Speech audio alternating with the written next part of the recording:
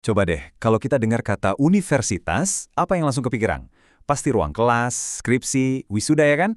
Tapi gimana kalau ada universitas yang misinya jauh lebih besar dari sekedar selembar ijazah? Nah, ini dia. Kita kenalan sama Universitas Pertahanan Indonesia, atau biasa disingkat UNHAN. Sebuah institusi yang lahir buat satu tujuan utama, menjaga bangsa. Oke, buat ngerti Unhan, kita harus mulai dari sini nih. Dari intinya identitas Indonesia. Universitas ini tuh bukan sekedar kampus biasa loh. Ini tuh kayak perwujudan strategi pertahanan negara kita, yang akarnya kuat banget di Pancasila dan UUD 1945. Nah, ini dia pertanyaan utamanya.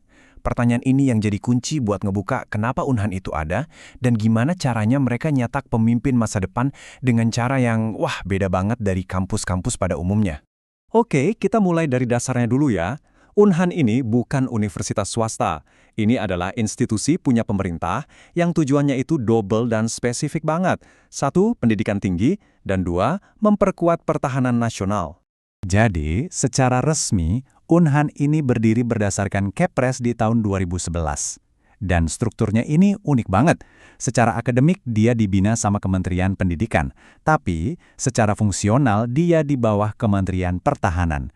Nah, posisi ganda kayak gini nih, yang bikin dia ada di persimpangan antara keunggulan akademis dan kebutuhan strategis negara. Kombinasi yang jadi ciri khas utama mereka. Oke, sekarang kita lihat gimana UNHAN mendefinisikan dirinya sendiri. Kayak sebuah negara, UNHAN juga punya simbol dan moto yang isinya itu nilai-nilai mereka. Dan ini semua tertuang jelas di statuta resminya. Identitas, nasionalisme, dan integritas. Tiga kata, simple, kuat, dan to the point banget. Identitas itu soal jati diri bangsa. Nasionalisme ya soal loyalitas tanpa batas ke negara. Dan integritas, komitmen penuh buat bangsa. Tiga pilar ini yang jadi pegangan setiap mahasiswa yang kuliah di sana. Nah, identitas ini nggak cuma kata-kata, tapi juga digambarin lewat lambang resminya. Setiap elemen di sini ini bukan asal pilih loh, semuanya punya makna yang dalam banget dan bakal kita bedah satu-satu sekarang. Oke, kita bedah ya. Obor itu simbol ilmu pengetahuan yang nggak pernah padam. Terus ada dua pedang, ini artinya pengabdian tanpa pamrih. Perisai merah putih, udah pasti ya, keberanian dan kesucian. Nah, ada bola dunia juga. Ini nunjukin ambisi mereka buat jadi kampus kelas dunia. Terakhir, padi dan kapas.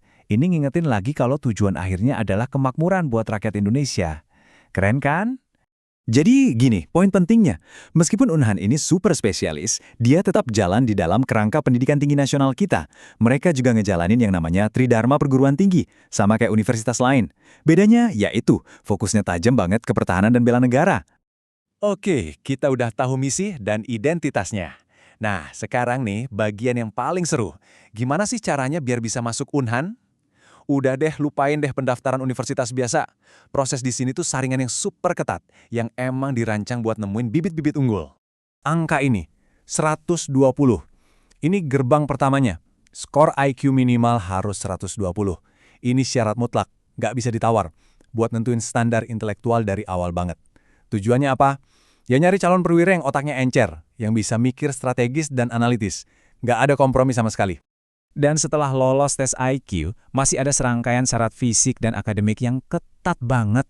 Umur, tinggi badan, nilai rapor yang harus kinclong, semuanya dicek detail. Ini bukan cuma soal pintar, tapi soal punya profil kandidat yang komplit dan disiplin. Terus, ada ini nih, tingkat komitmen pribadi yang dituntut itu beda banget. Bersedia untuk tidak menikah dan tidak hamil selama mengikuti pendidikan. Ini bukan cuma janji akademis biasa, ini komitmen gaya hidup.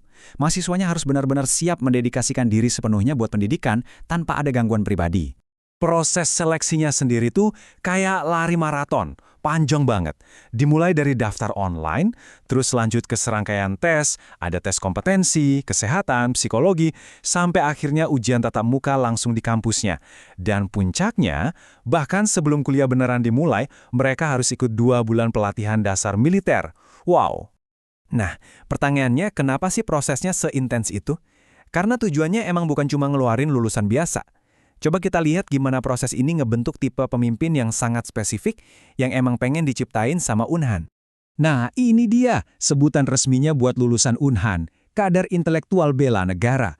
Bukan sekedar sarjana atau magister ya. Tujuannya jelas banget, nyiptain pemimpin yang nggak cuma cerdas otaknya, tapi juga punya jiwa patriotisme yang nancep kuat di hati.